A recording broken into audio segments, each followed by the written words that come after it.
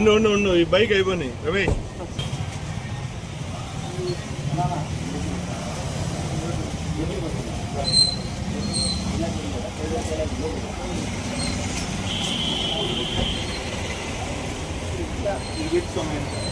పైన పెట్టు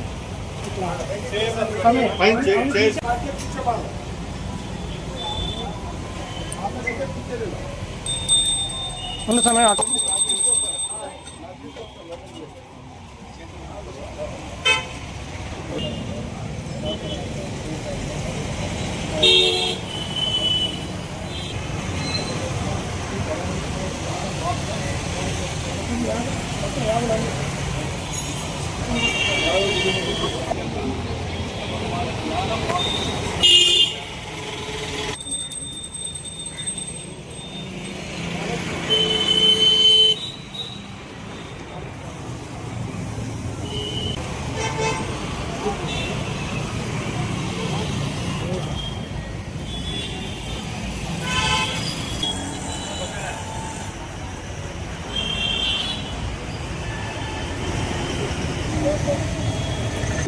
కలశ యాత్రని జయప్రదం చేయాలని చెప్పేసి పిలుపునివ్వడం ద్వారా ఈరోజు ఈ యాదవ మహాసభ చేస్తున్నాం. దత్తాత్రేయ యాదవ్ గారు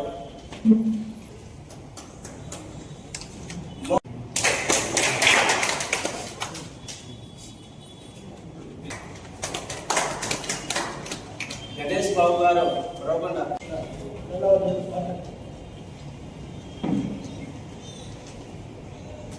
ఇప్పుడు యాత్ర గురించి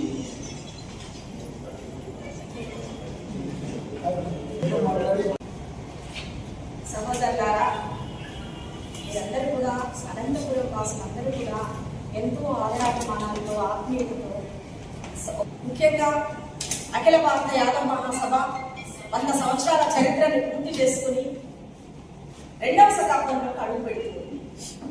ఈ యాత్ర చేస్తున్నాము. యాత్ర మాత్రమే చేస్తున్నాం అంటే ఒక దివ్యమైనటువంటి వారసత్వ చరిత్ర ఉంది ఈ కులానికి. సాక్షాత్తు శ్రీకృష్ణ పరమాత్ముడు జన్మించినటువంటి కులం మనది. 64 కళలు 18 విద్యను నేర్చుకున్నటువంటి అత్యంత ప్రజ్ఞాశాలి శ్రీకృష్ణ భగవానుడు. మరి ఆ అంశతో జన్మించినటువంటి మనం ఆటోమేటిక్ ఏంటో అంత తొందర మహిళా రిజర్వేషన్ బిల్, అట్లా మహిళా రిజర్వేషన్ బిల్లుని ఆమోదం తెలిపారు. మరి రఘువంశ ప్రసాద్, ములాయం సింగ్ యాదవ్ బీసీ మహిళకు కోటా అనే మహిళా రిజర్వేషన్ బిల్లు వద్దు అని చెప్పారు. ఏం ప్రచారం జరిగింది? లాలూ ప్రసాద్, రఘువంశ ప్రసాద్, శరత్ యాదవ్ కూడా యాదవుల హక్కు, యాదవుల హక్కు, యాదవుల హక్కు, హయ్యర్ రెజిమెంట్, హయ్యర్ రెజిమెంట్, జై శ్రీకృష్ణ, జై శ్రీకృష్ణ, సాధిస్తాం సాధిస్తాం యాదవ రెజిమెంట్ ను, సాధిస్తాం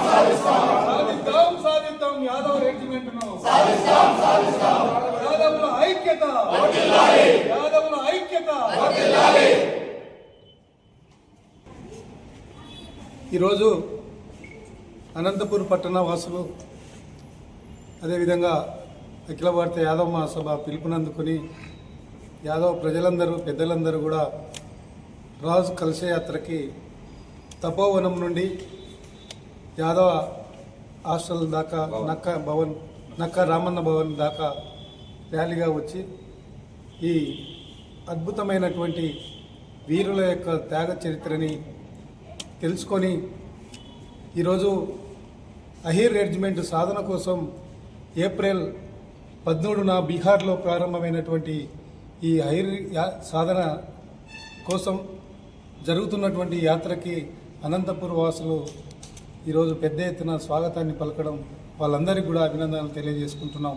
ఎందుకంటే 1962లో చైనా బార్డర్లో దురాక్రమణ కోసం వచ్చినటువంటి చైనా సైన్యాన్ని 5,000 సైన్యాన్ని 120 మంది హైర్లు యాదవులు ఎదుర్కొని దాదాపు 113 మందిని హతమార్చినటువంటి చరిత్ర ఈరోజు యాదవ వీరులకు ఉంది.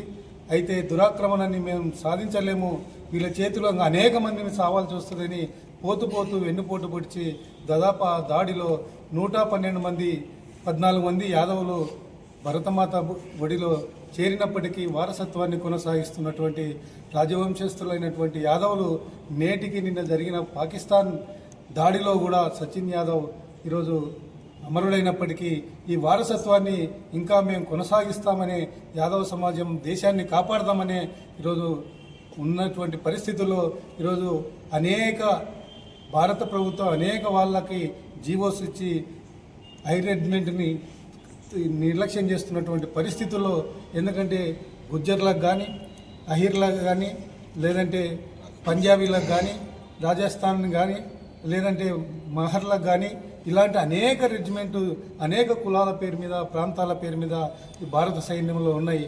కానీ యాదవుల యొక్క సైన్యానికి సంబంధించినటువంటి అహిర్ రెజిమెంటు యాదవ రెజిమెంటు లేకపోవడం అనేది దాన్ని రద్దు చేయడం అనేది చాలా బాధాకరం. దాని సాధన కోసమే ఈరోజు ఈ రాజు కలశయాత్ర ప్రారంభమైంది.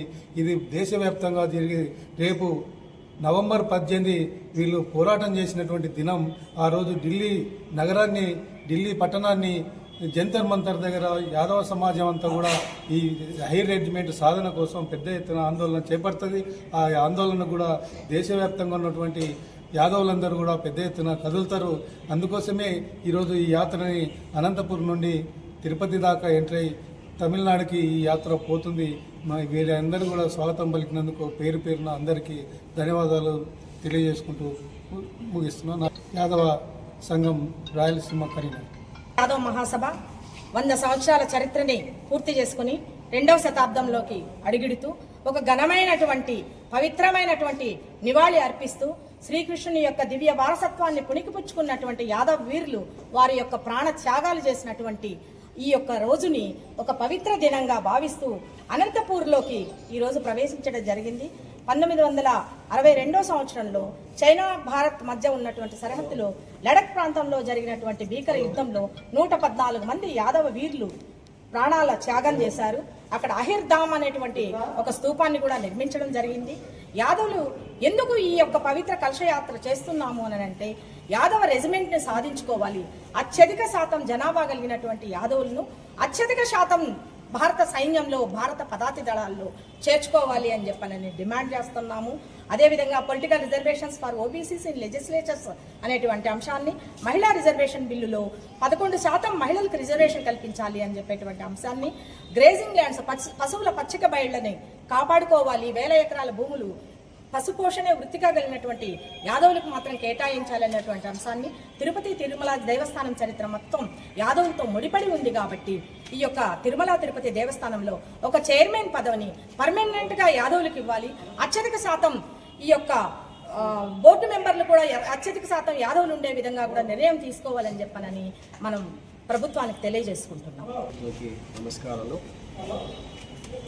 ఈరోజు పేలాంజ్ కలశయాత్ర అనంతపురంలో ప్రవేశించిన సందర్భంగా అనంతపురం జిల్లాలో ఉండే యాదవులందరూ దీనికి మద్దతు తెలుపుతూ ఈ యాత్రని జయప్రదం చేయడం జరిగింది. అఖిల భారత మహాయాదవ సభ ఆల్ ఇండియాలో అన్ని రాష్ట్రాలు కలశయాత్ర జరుగుతుంది. ఆ సందర్భంలో ఈరోజు అనంతపురం పట్టణానికి రావడం జరిగింది. ఈ ముఖ్య ఉద్దేశం కలశయాత్ర, యాదవుడు ఎక్కడున్నా కానీ దమ్ము ధైర్యం ఉండే ఒక యాదవుడు అని చెప్పేసి ధైర్యం చెప్పడానికి, అలాగే మన రేజంగ్లాని కలశయాత్రలో అనేక యాదవులను కలుస్తూ ఈ యాత్రకు మద్దతు తెలుపుతూ అన్ని రాష్ట్రాల్లో తిరుగుతున్న సందర్భంగా వచ్చినందుకు వారికి ప్రత్యేకమైన ధన్యవాదాలు తెలుపుతూ, జిల్లాలో ఉండే యాదవులందరికీ ఇది యాత్రకు వచ్చినందుకు ప్రత్యేక ధన్యవాదాలు తెలుపుతూ ఈ అవకాశం ఇచ్చినందుకు యాదవ బంధువులందరికీ నమస్కారం. ఈనాడు ఏప్రిల్ 13న స్టార్ట్ అయినటువంటి ఈ రాజ్ కలశయాత్ర దేశవ్యాప్తంగా అనేక రాష్ట్రాల నుంచి పర్యటిస్తూ ఈరోజు అనంతపురం రావడం, ముఖ్యంగా సోదరి ఐశ్వర్య యాదవ్ గారు చిరపరిస్థితులు ఈ జిల్లాకు కూడా మొదటి నుంచి, మన సూర్యప్రకాష్ గారు కూడా ఆయన సోదరులు ఎప్పుడు కూడా సంఘం గురించి పనిచేస్తూ వచ్చేవారు.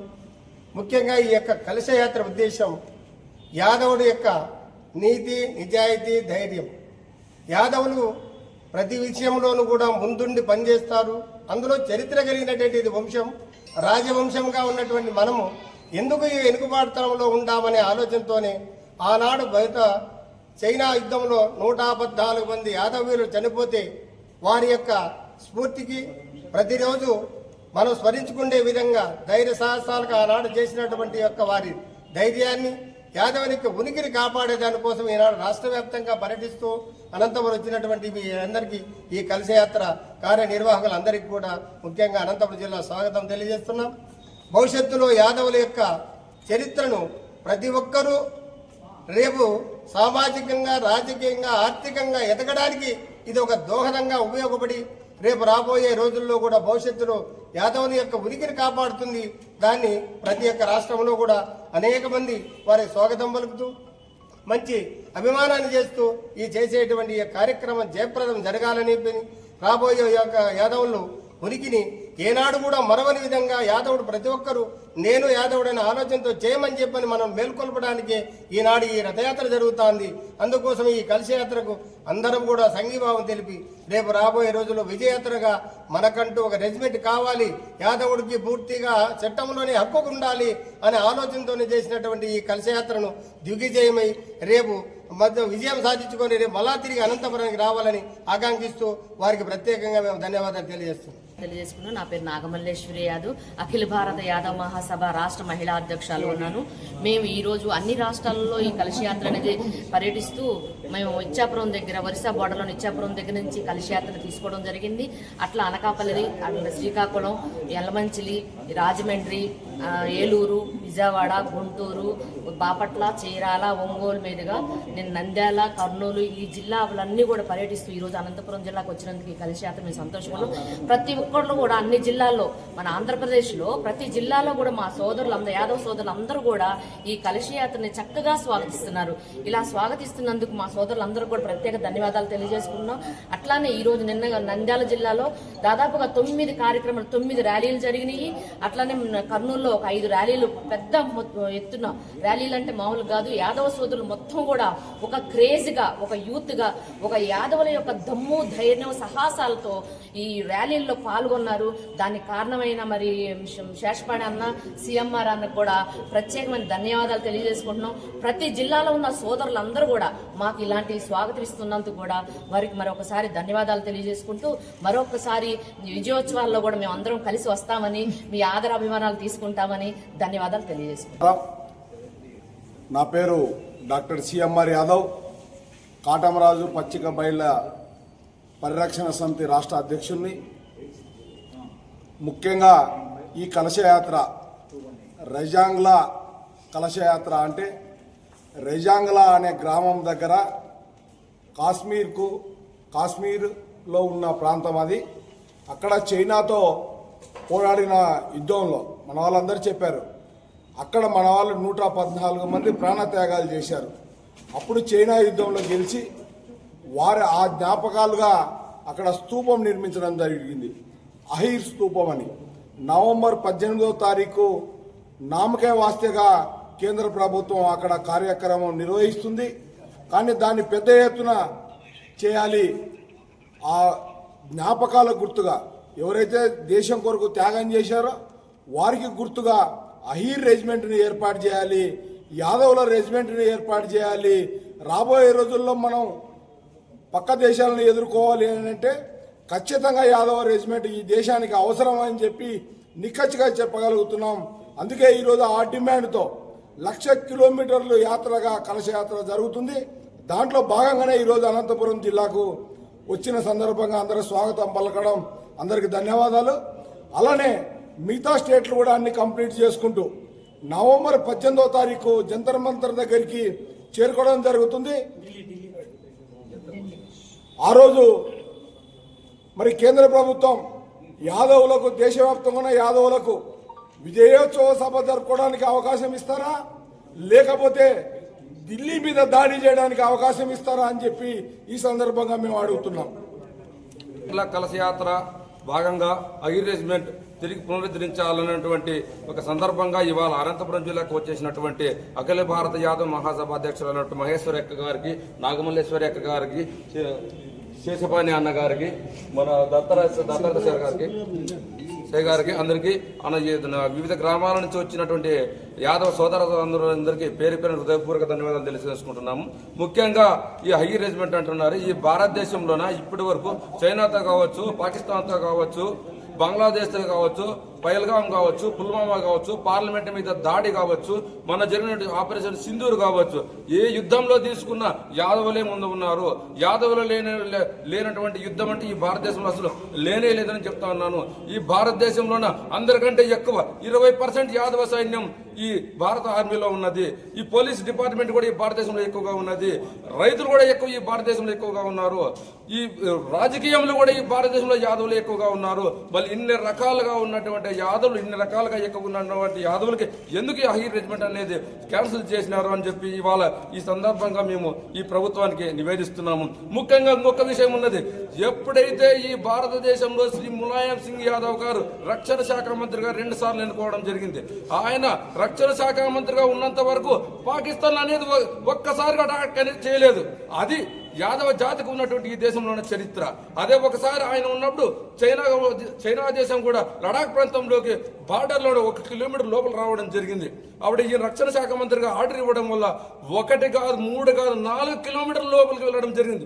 ఆ రోజు చైనా వాళ్ళు ఆలోచించారు, కోనే భారతదేశ డిఫెన్స్ మినిస్టర్ అని అడిగినారు. ఎవరంటే యాదవ్ అహీర్ అన్నారు.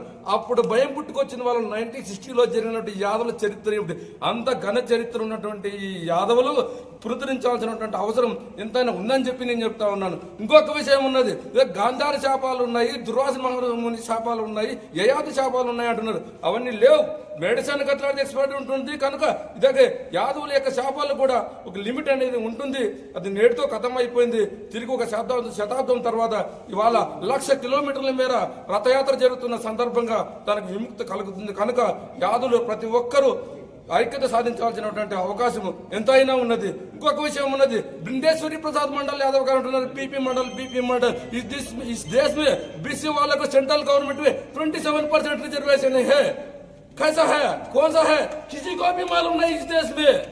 बृंदेश्वरी प्रसाद मंडल यादव से आया प्रति इस देश में हर आदमी सोचना चाहिए यादव को कितना इतिहास है, कितना बल है, कितना ब्रेन है, कितना डेडिकेशन है, डिटर्मिनेशन है, हर आदमी सोचना चाहिए. इस प्रांत से अनंतपुर क्षेत्र से इस गवर्नमेंट को, इस देश का प्रधानमंत्री नरेंद्र मोदी जी को मैं रिक्वेस्ट करता हूँ, हाई रेजिमेंट बनाना चाहिए ऐसे. और चंद्रबाबू नायडू जी को मैं रिक्वेस्ट करता हूँ, हाई रेजिमेंट को पार्लियामेंट में अगले महीना में पार्लियामेंट शुरू होता वो समय पे बिल को सपोर्ट देना चाहिए. ऐसे रिक्वेस्ट अनंतपुर से मैं यादव समाज से रिक्वेस्ट करता हूँ मैं चंद्रबाबू नायडू जी की. और हर यादव वालों को सोचना चाहिए, यादव को हर आदमी ये करने के लिए कोशिश करना चाहिए. बहुत बहुत धन्यवाद.